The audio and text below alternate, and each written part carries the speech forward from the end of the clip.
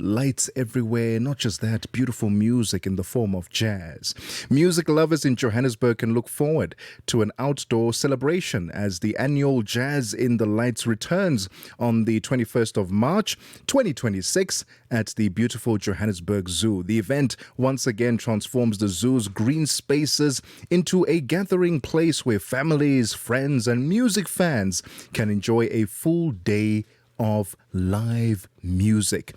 This year's program brings together some of the country's respected musicians, including Jimmy Dludlu, Brenda Mtambo, and Msaki, just to name a few, adding an international element to the day. We've got Portuguese jazz vocalist Maria João will also be performing, and beyond the music, the event offers a family-friendly picnic atmosphere where visitors can explore the zoo, enjoy food, and just relax.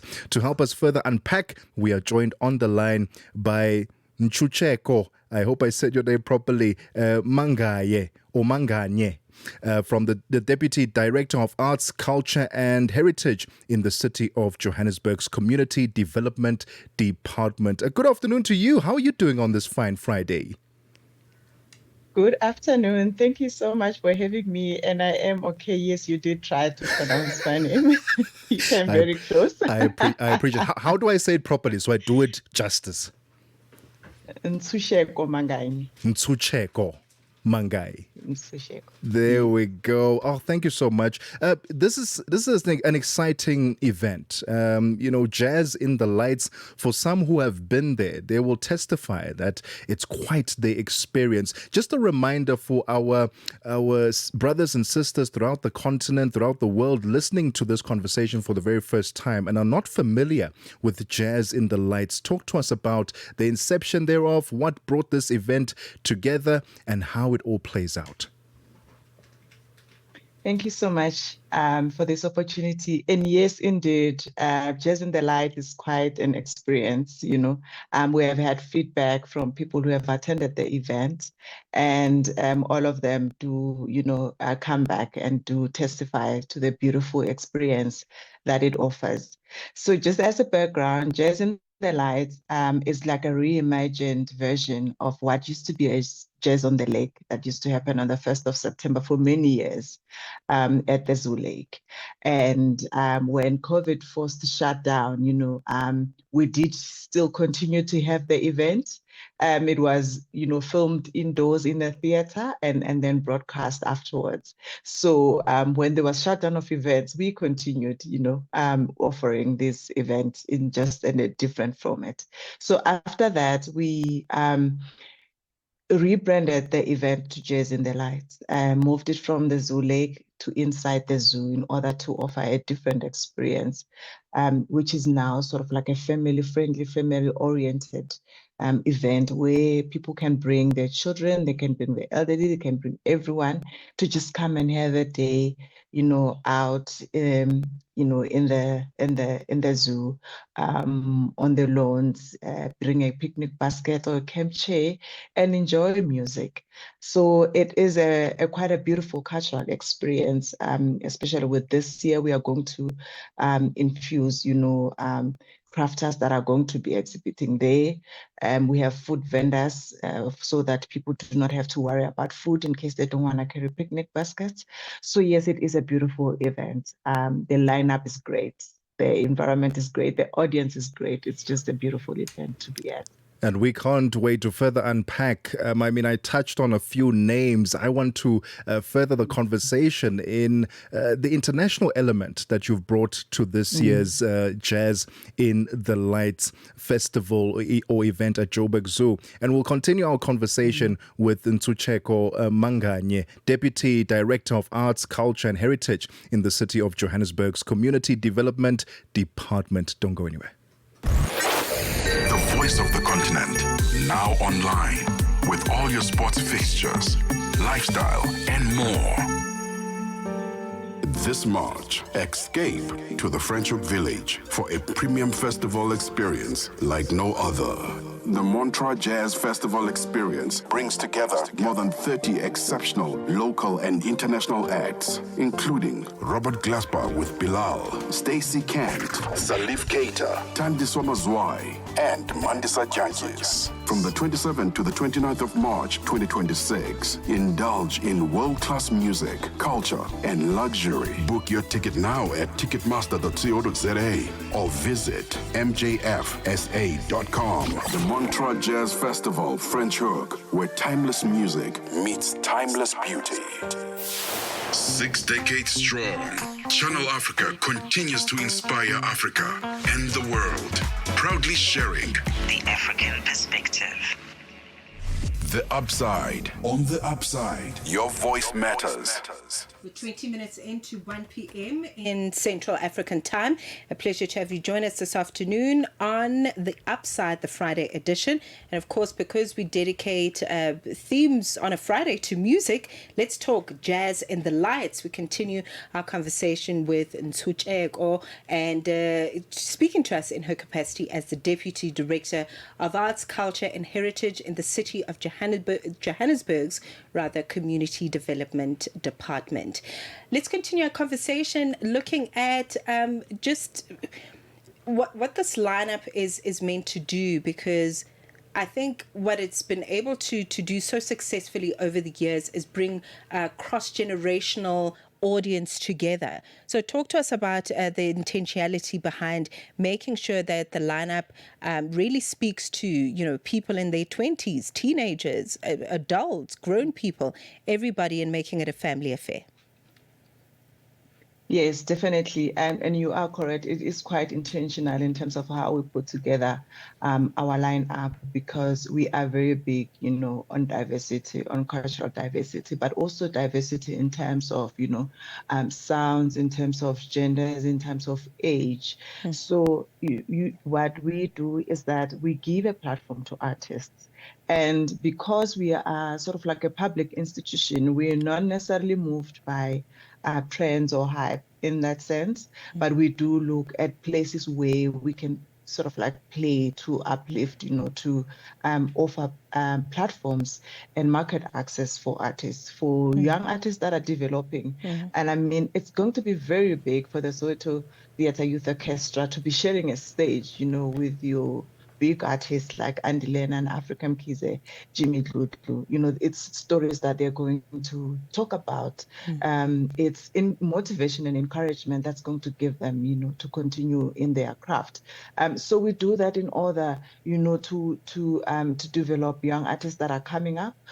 Also give space and platform to emerging artists, and also to our legends, because if you look in the space, you will see that our legends do not enjoy as much platforms and as much airtime, as other established and emerging artists that we have within the country. So this is done in order just to make sure that there's a cross transfer of skills, just so that we have like a mix, of sounds for our audiences as well, because we do want everybody to come and to enjoy this day. And which is why sometimes, we'll bring artists that are not necessarily jazz, like Msaki in this case, who is going to cater for those ones who just tag along and are not necessarily jazz, enthusiasts or lovers, but would just love to be there for the experience. We just throw something in for them as well. And as was mentioned before, the break that this year we also, bringing in an international aspect. So we've got, a cultural diversity that now extends beyond our borders, with Maria João, a Portuguese jazz singer, that who's going to be joining the lineup this year. And I mean, that's just, it's testament to the growing profile of jazz in the light, but also it's just fostering, international cultural exchange and opportunities, for that are being presented for artists to collaborate with other international artists. I know it's a rather maybe a simple question to ask, but how long does it take to put such an event together, especially at the Joburg Zoo? And I make reference to the fact that Joburg Zoo hosts a Festival of Lights, towards the end of the year. And it takes months for them to put up those lights, those individual lights behind the trees. So from a scale point of view, how long does it take? Duration, how long does it take so we can have a greater appreciation when we go through those gates and see those lights and enjoy the music? It does take quite long. It overlaps, between years. Wow. When we finished staging the project last year on the 29th of March, immediately the following week was a meeting to strategize and to talk about what that 2026 looks like. So it does take a while because securing artists, even that process of just coming up with a lineup, it's part of the preparation that goes, towards putting up this project. From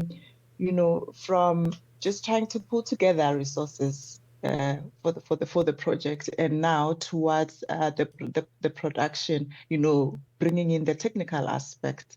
I would say that you do not budget less than a year, or at least at the most 6 to 8 months to put together something like this. If you look, we did release the first phase of the artist around October, November last year, because already there was months of preparation that had gone into it. So it does take quite a lot of resources and time, time being one of those resources that it takes to put together such an event. And I think, very importantly, you mentioned that this is hosted at the zoo. And if you see, the zoo is a place, of urban greenery that cannot necessarily take that much pressure in terms of audiences, constantly being on those lawns. So time and consideration need to be taken to those things, to say that there needs to be sort of like spaces in between these events, just to ensure that the environment and the the grass and everything in the space does not suffer. Right. You're speaking to us representing the department, but also the city of Johannesburg has been proud to serve as a space for heritage themes, as you noted so rightfully earlier in the segment. But also, I'm sure there are other issues around social cohesion and other sort of issues that these kinds of gatherings get to solve, as it were. The fact that artists get to perform in front of an audience, and job creation, etc. Perhaps you can talk to us about some of the other wonderful things that come through this particular occasion as a consequence of the music and the heritage gathering, as it were.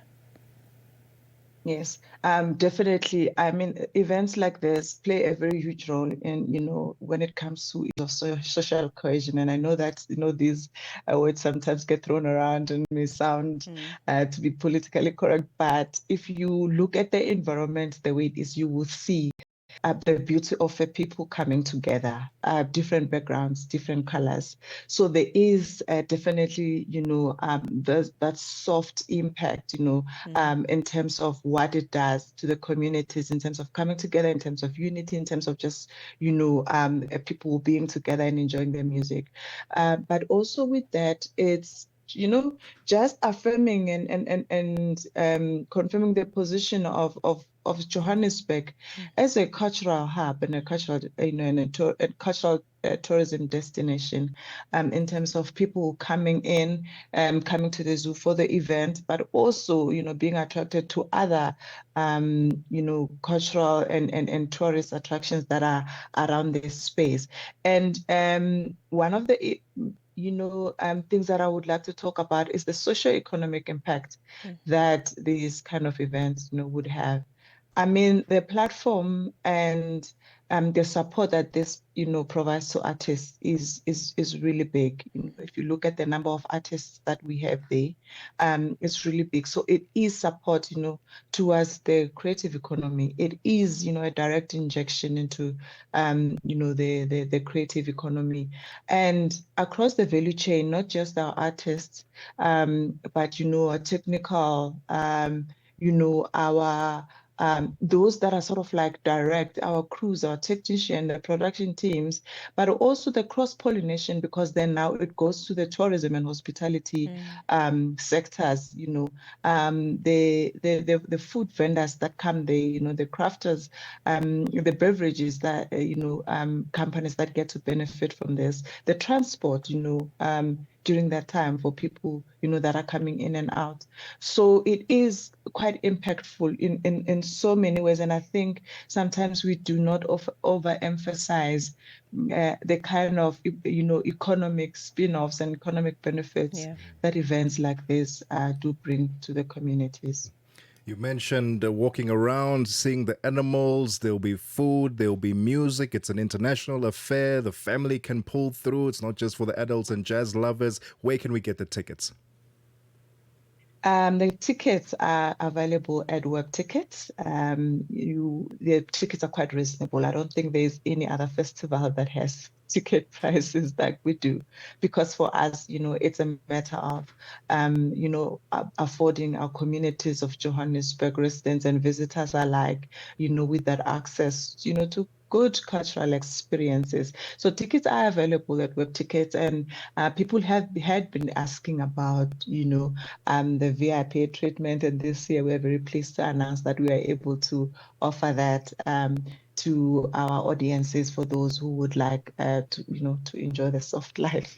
Amazing. So yeah, they can buy them at Pick and Pay outlets and Web Tickets online, Joburg Theatre, all the sort of theatre. They will be able to get the tickets from there. Amazing. It sounds amazing. We're looking forward to it, and we can't wait to see how it all plays out. And Ntshuxeko, thank you so much for your time this afternoon. Ntshuxeko Manganye, Deputy Director of Arts, Culture and Heritage in the City of Johannesburg's Community Development Department. Jazz in the Lights, returning to the Joburg Zoo on the 21st of March 2026. Get your tickets. It's 31 minutes after 1 p.m. Central African Time. Let's get the latest sports. Sports.